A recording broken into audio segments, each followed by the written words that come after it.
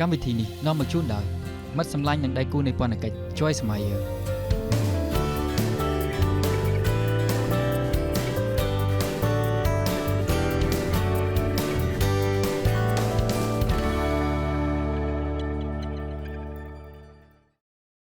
1 កូរិនថូសចំពុក 10 ខ 33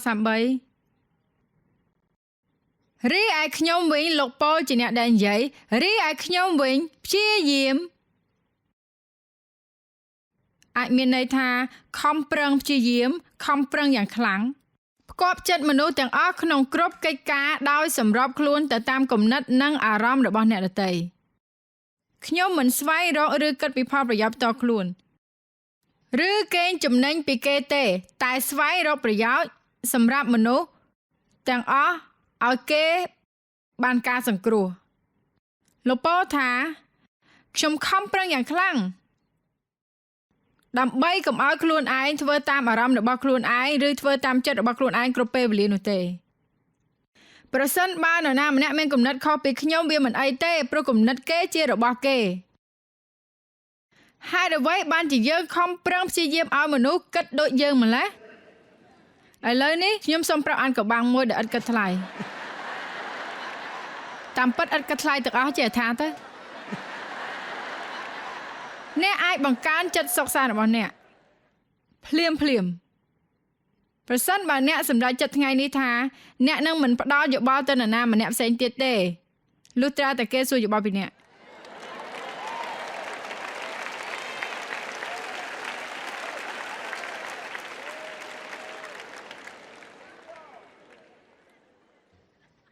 ខ្ញុំធ្លាប់ជាមនុស្សបែបនេះខ្ញុំមិនអាចចាំឲ្យគេមកនិយាយជាមួយខ្ញុំមុនទេដូច្នេះខ្ញុំត្រូវតែនិយាយជាមួយគេមុនហើយចាប់ដើមប្រាប់គេអំពីគំនិតរបស់ខ្ញុំខ្ញុំគិតចេះពេលណាទើបយើងយល់ថាគំនិតរបស់យើងមិនត្រូវស្ថានភាពគេរហូតទេ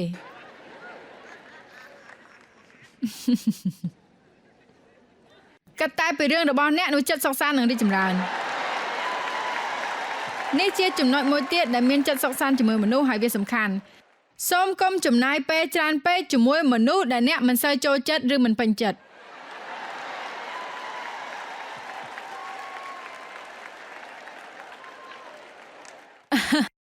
ហើយខ្ញុំជឿថាព្រះជាម្ចាស់បានបង្គាប់ខ្ញុំឲ្យស្រឡាញ់មនុស្សគ្រប់គ្នាតែខ្ញុំមិនចាំបាច់ចូលចិត្តពួកគេទាំងអស់គ្នាទេអាចមានមនុស្សមួយចំនួនដែលយើងមិនគួរចំណាយពេលជាមួយច្រើនពេកទេបើនិយាយតាមត្រង់ទៅខ្ញុំក៏ស្គាល់អ្នកខ្លះដែលខ្ញុំមិនចង់ចំណាយពេលសូម្បីតែញ៉ាំបាយថ្ងៃត្រង់ជាមួយគាត់ក៏ខ្ញុំមិនចង់ដែរប៉ុន្តែបើខ្ញុំដឹងថាគាត់មានបញ្ហាហើយខ្ញុំអាចដោះស្រាយបានខ្ញុំនឹងទៅជួយខ្ញុំនឹងលះបង់ដើម្បីជួយគាត់ខ្ញុំនឹងអធិដ្ឋានឲ្យគាត់ប៉ុន្តែវាមិនមែនជាទំនាក់ទំនងល្អបើយើងចំណាយពេលជាមួយគ្នាច្រើនពេកអ្នកមិនចាំបាច់ខ្លាចជាមិត្តជិតស្និទ្ធជាមួយមនុស្សគ្រប់គ្នាទេបើយើងមើលនៅក្នុងគម្ពីរសុភាសិតបានចែងថាចូលកុំទៅផ្ទះអ្នកជិតខាងញឹកញាប់ពេក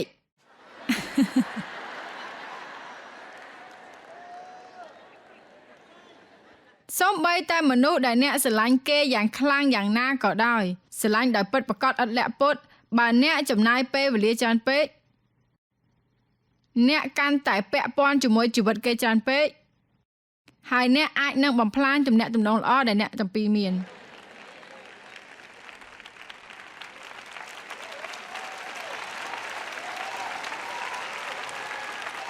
អ្នកមិនចាំបាច់ដឹងរឿងទាំងអស់របស់មនុស្សគ្រប់គ្នាទេ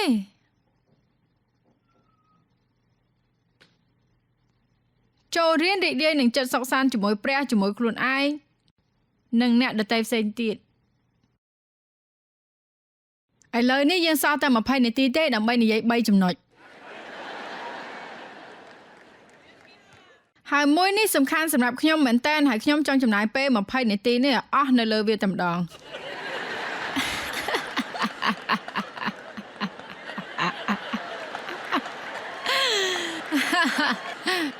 បងឲ្យជួយផងការរស់នៅក្នុងបច្ចុប្បន្នកាល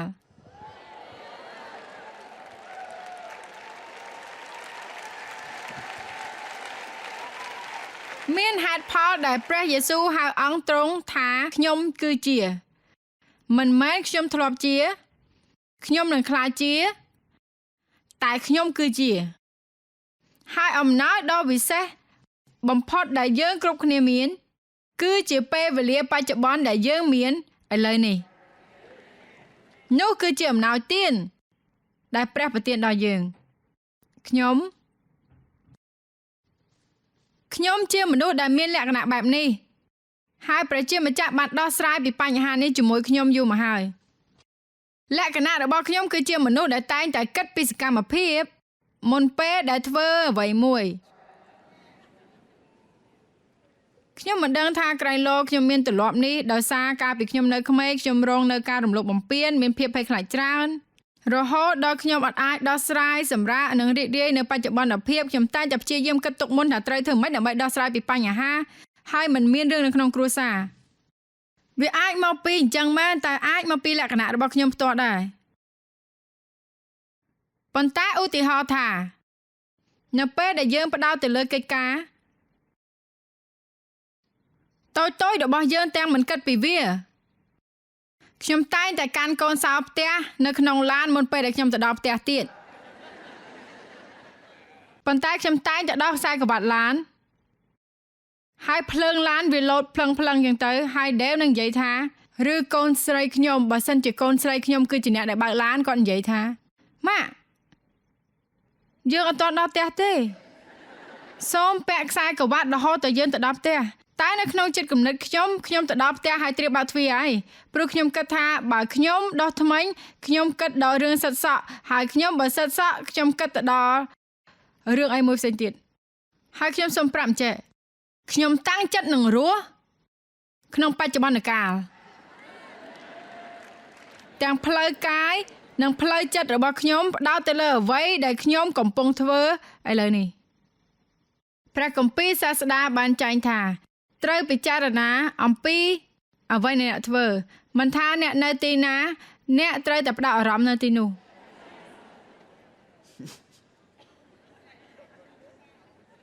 បើអ្នករវល់តែគិតពីកិច្ចការបន្ទាប់ហើយអត់ខ្វល់ពីកិច្ចការដែលអ្នកកំពុងតែធ្វើអ្នកក៏នឹងមិនរីករាយពីកិច្ចការបន្ទាប់ដែរព្រោះអ្នកនឹងគិតអំពីកិច្ចការបន្ទាប់ហើយបន្ទាប់ទៀតបន្ទាប់ហើយបន្ទាប់ទៀតហើយប្រហែលជាអ្នកខ្លះអត់សូវគិតច្រើនអត់ចេះបញ្ញាប់បញ្ញាលអញ្ចឹងអ្នកប្រហែលជាគិតថាអត់យល់ថាគាត់ពងនិយាយពីអីនេះអ្នកស្រីអ្នកគ្រូកំពុងបរៀនពីអីហ្នឹងរស់នៅក្នុងបច្ចុប្បន្នភាពខ្ញុំនៅឯតាហើយខ្ញុំហ៊ាននិយាយថាប្តីរបស់ខ្ញុំគ្មានបញ្ហាជាមួយនឹងចំណុចនេះតើតែសោះចុះប្តីអ្នកពេលខ្លះល្អតាតោះចាំមើល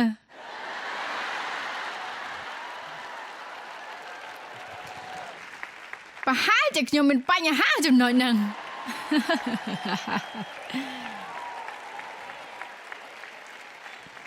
ប្រហែលអ្នកដែលយល់អំពីអ្វីដែលខ្ញុំកំពុងនិយាយហើយតែងតែធ្វើអញ្ចឹង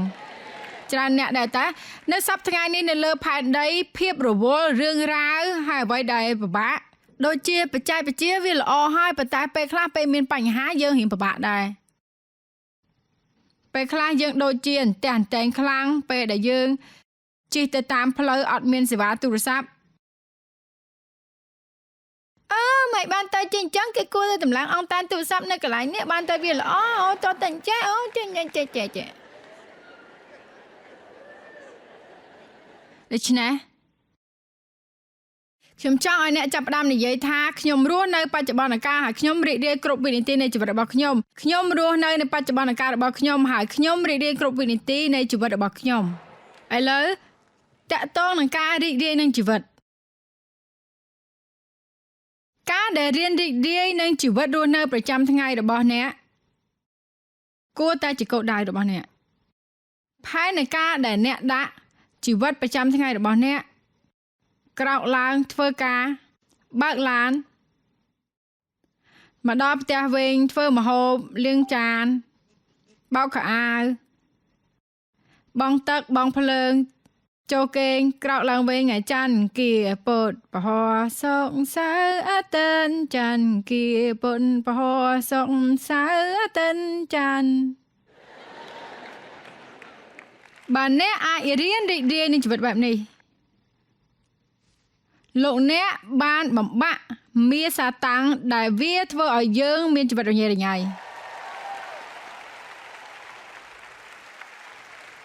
ហើយខ្ញុំនឹងប្រាប់អ្នកពីរបៀបដោះស្រាយចាប់ផ្ដើមថ្វាយកិច្ចការដែលអ្នកធ្វើទៅព្រះជាម្ចាស់ហើយអ្នកអាចរីករាយពីព្រោះអ្នកធ្វើកិច្ចការសម្រាប់ទ្រង់រួមជាមួយទ្រង់និងតាមរយៈទ្រង់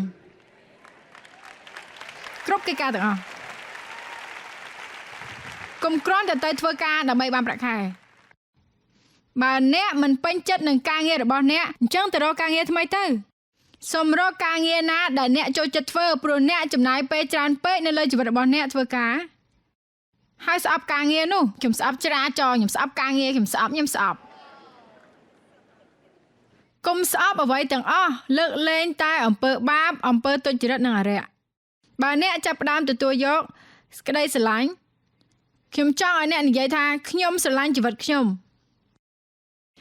ស្រឡាញ់ជីវិតខ្ញុំស្រឡាញ់ព្រះជាម្ចាស់ខ្ញុំស្រឡាញ់ខ្លួនឯងខ្ញុំស្រឡាញ់អ្នកដទៃខ្ញុំស្រឡាញ់ជីវិតខ្ញុំស្រឡាញ់ការងារខ្ញុ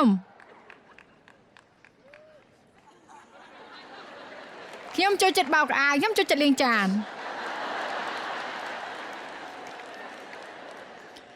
បើអ្នកត្រូវតែធ្វើហើយស្អប់វាធ្វើអីខ្ញុំនិយាយមែនណាខ្ញុំលើសពីអ្នកដែលមានជ័យជំនះខ្ញុំអាចធ្វើកិច្ចការនេះបានដោយអំណរ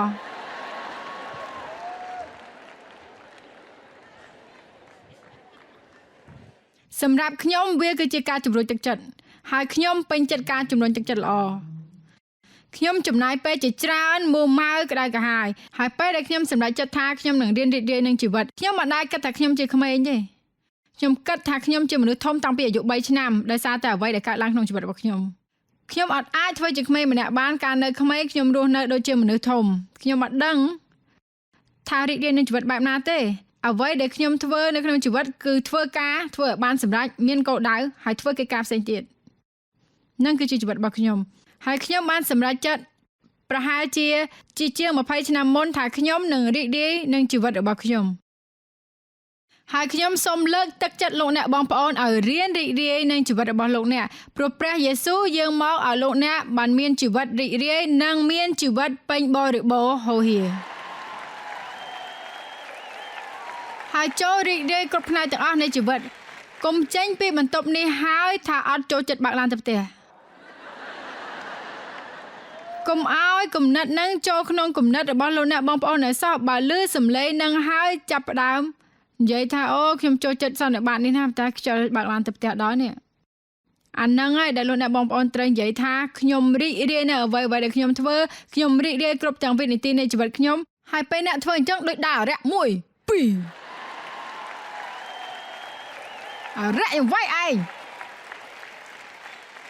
ខ្ញុំនឹងបើកឡានទៅផ្ទះដោយរីករាយហើយខ្ញុំនឹងច្រៀងហើយសរសើរហើយចិញ្ចឹងកាត់និងស្រឡាញ់ព្រះអង្គហើយខ្ញុំនឹងរីករាយរហូតដល់ផ្ទះគ្រប់គ្នាអាចរីករាយនឹងជីវិតដ៏វិសេសវិសាលត្រចះត្រចង់ប៉ុន្តែតើយើងអាចរីករាយនឹងជីវិតដ៏សាមញ្ញជារៀងរាល់ថ្ងៃអត់អាមែនឈប់និយាយថាខ្ញុំនឹងរីករាយលុះត្រាតែហើយចាប់ផ្ដើមនិយាយថាខ្ញុំនឹងរីករាយនៅថ្ងៃនេះសូមមើលរ៉ូម 5:3 យើងក៏មានអំណរនៅពេលដែលយើងបាននៅអ្វីដែលយើងចង់បានមិនតែប៉ុណ្ណោះយើងក៏មានអំណរនៅថ្ងៃសុក្រព្រោះនោះជាថ្ងៃចុងសប្តាហ៍មិនតែប៉ុណ្ណោះយើងក៏មានអំណរចាអ្នករកគ្នាតន់ខ្ញុំហើយចូលធ្វើកិច្ចការទាំងអស់ថ្វាយព្រះហើយខ្ញុំនឹងថ្វាយការងារដល់ទ្រង់ខ្ញុំសម្អាតផ្ទះនេះថ្វាយទ្រង់ខ្ញុំបោកខោអាវនេះថ្វាយទ្រង់ខ្ញុំបង់ថ្លៃទឹកថ្លៃភ្លើងដើម្បីឲ្យខ្ញុំមានភាពសុចរិតហើយក្លាយជាមនុស្សស្មោះត្រង់គ្រប់កិច្ចការទាំងអស់ដែលខ្ញុំធ្វើគឺថ្វាយដល់ទ្រង់វានឹងផ្លាស់ប្ដូរជីវិតអ្នកយ៉ាងខ្លាំងបើអ្នកធ្វើអញ្ចឹងឈប់រស់នៅសម្រាប់ខ្លួនឯងនិងសម្រាប់អ្នកដទៃនិងការពេញចិត្តរបស់ពួកគេហើយចាប់ផ្ដើមរស់នៅថ្វាយព្រះដែលទតឃើញគ្រប់កិច្ចការទាំងអស់ដែលយើងធ្វើនៅក្នុងជីវិត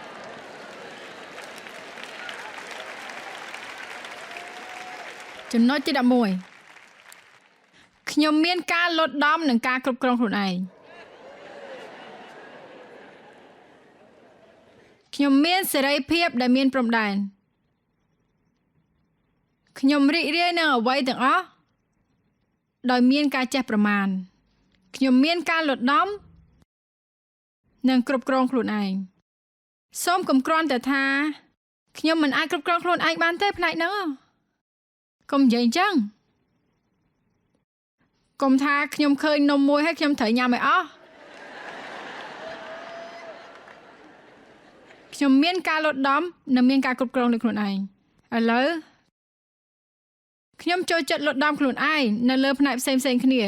ខ្ញុំផ្ដោតខ្លាំងទៅលើគោលដៅខ្ញុំមានគោលដៅខាងវិញ្ញាណភាគច្រើនសឹងមួយជីវិតរបស់ខ្ញុំមានគោលដៅរយៈពេលវែងនិងរយៈពេលខ្លីតែខ្ញុំគិតថាពេលដែលយើងលត់ដំខ្លួនឯងយើងអាចធ្វើការដោយគោលដៅយើងកំពុងអនុវត្តសម្រាប់ពេលផ្សេងទៀតនៅពេលដែលយើងត្រូវធ្វើការទាំងនោះដោយគ្រាន់តែមានប្រតិកម្មចំពោះអ្វីដែលកើតឡើងបើយើងអត់រៀនធ្វើកិច្ចការដ៏ត្រឹមត្រូវដោយគោលបំណងនោះយើងក៏មិនអាចធ្វើកិច្ចការត្រឹមត្រូវនៅពេលដែលមានរឿងកើតឡើងយើងគ្រាន់តែចេញប្រតិកម្មយល់អ្វីខ្ញុំនិយាយទេបញ្ហាគឺភាគច្រើននៅពេលដែលយើងមានបញ្ហាមានផ្នែកដែលនៅក្នុងខ្លួនរបស់យើងត្រូវមានការផ្លាស់ប្ដូរហើយចិត្តគំនិតល្អនៅក្នុងនោះតែនៅពេលដែលមានរឿងកើតឡើងហើយមានសម្ពាធមកលើយើងជាជាងប្រតិកម្មដោយទទួលបានព័ត៌មានមិនល្អអ្នកចាប់ផ្ដើមប្រតិកម្មដោយព័ត៌មានល្អៗវិញពេលដែលអ្នកមានឧបសគ្គឬក៏បញ្ហាខ្ញុំមិនខ្វល់ពីអីទាំងអស់ខ្ញុំទុកចិត្តលើព្រះអង្គជាអំណាចនៃគំនិតមួយខ្ញុំអត់ខ្វល់ពីអីទាំងអស់ខ្ញុំទុកចិត្តលើព្រះពេលដែលអ្នកចាប់ផ្ដើមអត់សប្បាយចិត្តនឹងរឿងមួយខ្ញុំស្កប់ចិត្តនិងមានស្ថិរភាពពេលនរណាម្នាក់ធ្វើឲ្យអ្នកខឹងអ្នកគ្រាន់តែនិយាយថាខ្ញុំនឹងមានចិត្តសន្តិភាពដោយសារតែខ្ញុំអាចផ្លាស់ប្ដូរបាន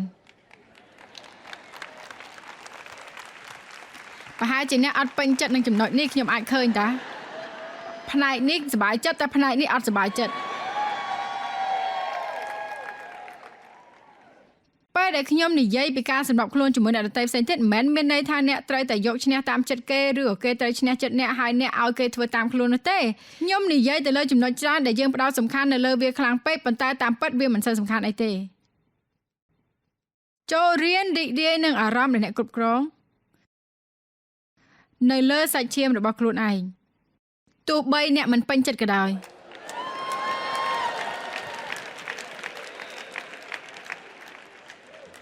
អ្នកទាំងអស់គ្នាដឹងហេតុអីបានខ្ញុំសប្បាយចិត្តធ្វើកិច្ចការទាំងអស់ហ្នឹងឯងព្រោះតែពេលខ្ញុំធ្វើវាហើយខ្ញុំមានអារម្មណ៍ថាខ្ញុំបានរីកចម្រើនអូអរគុណព្រះអង្គខ្ញុំរីកចម្រើន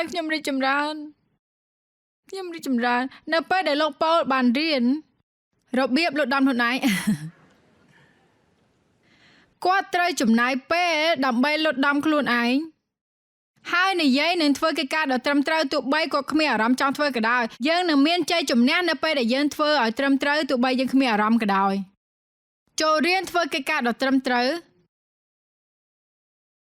ហើយរៀនរីករាយនឹងអារម្មណ៍នោះដែលគ្រប់គ្រងនៅលើសាច់ឈាមរបស់យើងហើយអ្នកនិយាយថាអត់ទេ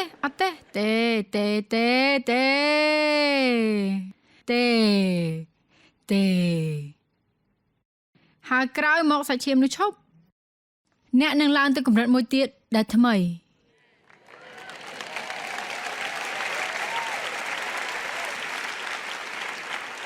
ខ្ញុំសូមប្រាប់ពីជីវិតផ្ទាល់ខ្លួនរបស់ខ្ញុំបន្តិចអ្នកមិនចាំបាច់ធ្វើដូចខ្ញុំទេប៉ុន្តែប្រសិនបើរឿងនេះធ្វើឲ្យអ្នកចាប់អារម្មណ៍ហើយអ្នកចង់បន្ថែម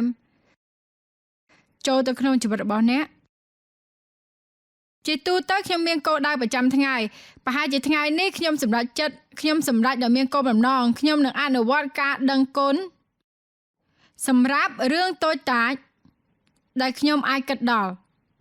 ហើយខ្ញុំអាចចាប់ផ្ដើមដោយប្រើពាក្យថាព្រះអង្គអរព្រគុណព្រះអង្គដែលខ្ញុំអាចក្រោកពីព្រឹកហើយដើរទៅបន្ទប់ទឹកហើយខ្ញុំអាចឃើញខ្ញុំអាចឮខ្ញុំអាចរីករាយអរគុណព្រះអង្គសម្រាប់ទឹកស្អាត អរគុណព្រះអង្គសម្រាប់ទឹកក្តៅហើយអរគុណទ្រង់សម្រាប់ម៉ាក់កាយេនេះដែលធ្វើឲ្យខ្ញុំស្អាតចាអរគុណទ្រង់ដែលខ្ញុំមានកៅអៅលើសពីមួយឈុតអរគុណទ្រង់ដែលខ្ញុំមានកៅអៅដាក់ក្នុងទូខ្ញុំដើរជុំវិញពិភពលោកហើយខ្ញុំឃើញមនុស្សមានកៅអៅតែមកកាផ្លេទេភាគច្រើនមានអាវតែមួយមានខោតែមួយគឺមួយខ្ញុំធ្លាប់ឃើញគ្រូកង្វៀដែលនៅឥណ្ឌាគាត់ធ្លាប់ព្យាយាមកង្វៀវងជៀមហើយគាត់អត់មានគម្ពីរផងឬវចនានុក្រមហើយគាត់មានតែអាវមួយចង្កេះជាប់ខ្លួនគាត់ហើយពួកគេភាគច្រើនមានចិត្តគំនិតល្អជាជាងយើងឆ្ងាយណាស់ពេលដែលយើងបាត់បង់សមត្ថភាពក្នុងការដឹងគុណពេលនោះហើយដែលយើងពិបាកខ្លាំងមែនទែនយើងអាចលំដំខ្លួនឯងឲ្យធ្វើកិច្ចការទាំងនេះហើយពេលដែលខ្ញុំធ្វើកិច្ចការនេះហើយខ្ញុំអនុវត្តការដឹងគុណហើយបើមានរឿងអីមួយធ្វើឲ្យខ្ញុំមួម៉ៅវាងាយស្រួលក្នុងការឲ្យខ្ញុំចេះដឹងគុណព្រោះខ្ញុំចាំពីរឿងល្អៗដែលកើតឡើងក្នុងជីវិតរបស់ខ្ញុំដោយសារខ្ញុំអនុវត្តវា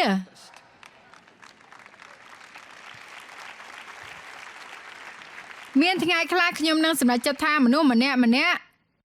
ដែលខ្ញុំតាក់ទងទៅទោះបីខ្ញុំស្គាល់ឬមិនស្គាល់គេក៏ដោយខ្ញុំនឹងព្យាយាមទៅសារគាត់ខ្ញុំសូមប្រាប់រឿងមួយអ្នកអាចចាស់ពន្លឺដល់លោកីប្រសិនបើអ្នកធ្វើឲ្យមនុស្សដែលនៅជុំវិញខ្លួនអ្នកគេរីករាយអំពីជីវិតរបស់គេខ្ញុំធ្លាប់ប្រាប់ក្មេងស្រីម្នាក់ជាក្មេងស្រីតូចមែនតើប្រហែលជា18ឬ19ឆ្នាំហើយគាត់បានជួបខ្ញុំគាត់បានជួយខ្ញុំជាមួយកិច្ចការមួយហើយខ្ញុំថាអូនាងស្អាតខ្លាំងណាស់ហើយគាត់ថាស្អាតមែនហើយខ្ញុំគិតថាអូប្រកាសដែរច្បាស់ជាមានមនុស្សធ្លាប់ប្រាប់គាត់ថាគាត់ស្អាតហើយព្រោះគាត់ស្អាតតែដឹងអត់មិនគ្រប់គ្នាសុទ្ធតែដឹងទេមិនមនុស្សល្អចេះគិតទាំងអស់ទេមិនមនុស្សចេះតែសរសើរចេះនិយាយពាក្យល្អទៅកាន់មនុស្សផ្សេងទេគ្រប់ពេលដែលយើងញ៉ាំបាយនៅក្រៅប្រសិនបើអ្នករត់តុគាត់ធ្វើកិច្ចការបានល្អគួរសមយើងត្រូវនិយាយថាអរគុណច្រើនធ្វើបានល្អណាស់ចុះសរសើរមនុស្សលត់ដំខ្លួនឯងនៅលើផ្នែកនោះហើយខ្ញុំសូមប្រាប់ថាបើធ្វើអញ្ចឹងកិច្ចការទាំងអស់នោះនឹងធ្វើឲ្យអ្នកមានអំណរពីព្រោះវាជួយឲ្យអ្នកផ្ដោតនៅលើកិច្ចការល្អនៅក្នុងជីវិតជាងអ្វីដែលធ្វើឲ្យអ្នកមួម៉ៅអត់សប្បាយចិត្តដូច្នេះប្រហែលអ្នកយល់ពីអ្វីខ្ញុំនិយាយត្រូវលត់ដំខ្លួនឯងហើយអនុវត្តវាចំណុចទី12យេ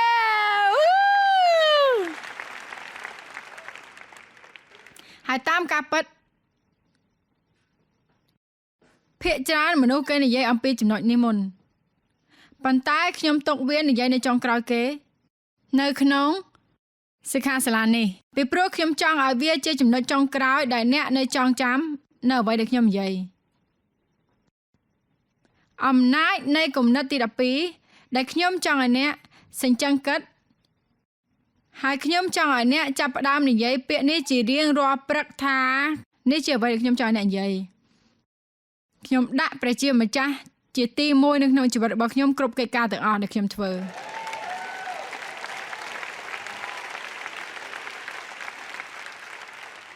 ព្រះជាម្ចាស់ជាទី1នៅក្នុងគំនិតនៅក្នុងការសន្ទនានៅក្នុងពេលវេលាក្នុងលុយកាក់ហើយគ្រប់ការសម្រេចចិត្តទាំងអស់ដែលខ្ញុំធ្វើខ្ញុំស្វែងរកព្រះជាមុននឹងអ្វីៗផ្សេងទៀតហើយទ្រង់បន្ថែមចូលមកកាន់ខ្ញុំនៅអ្វីដែលខ្ញុំមានរ៉ូមជំពូក11ខ36ជាអត្ថបទគម្ពីរបញ្ចប់របស់យើងនៅថ្ងៃនេះហើយខ្ញុំពេញចិត្តខគម្ពីរនេះខ្លាំងណាស់មិនតែប៉ុណ្ណោះសោតនៅពេលយើងរងទុក្ខវេទនាយើងនៅខ្ពស់មុខដដែលព្រោះយើងដឹងថាទុក្ខវេទនានឹងនាំឲ្យយើងចេះអត់ធ្មត់អ្វីទាំងអស់សុទ្ធតែមកពីព្រះអង្គដោយសារព្រះអង្គនិងសម្រាប់ព្រះអង្គសូមលើកដំកើងសេរីរុងរឿងរបស់ព្រះអង្គអស់កលជានិច្ច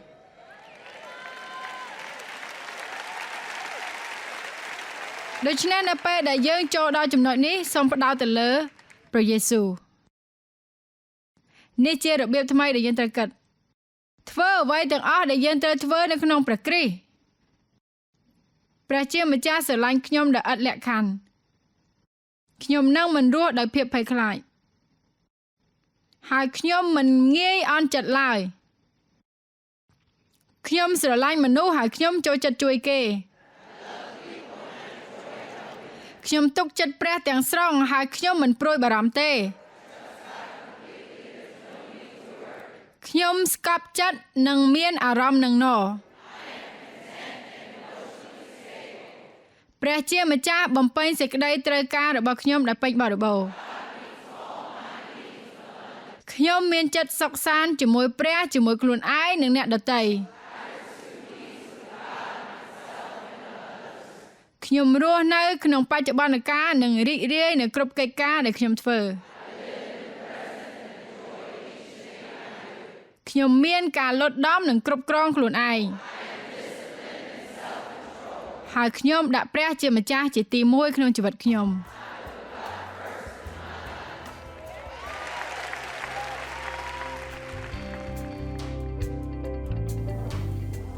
គំនិតរបស់យើងពិតជាមានឥទ្ធិពលនិងអំណាចខ្លាំងណាស់យើងត្រូវតែដឹងថាអ្វីដែលយើងគិតវានឹងចេញមកតាមរយៈមាត់របស់យើងតាមសកម្មភាពហើយនិងអត្តចរិតរបស់យើងដូច្នេះត្រូវប្រកាសថាអ្វីដែលយើងគិតនឹងមិនធ្វើឲ្យជីវិតរបស់យើងធ្លាក់ចុះប៉ុន្តែធ្វើឲ្យជីវិតយើងរីកចម្រើនឡើងវិញ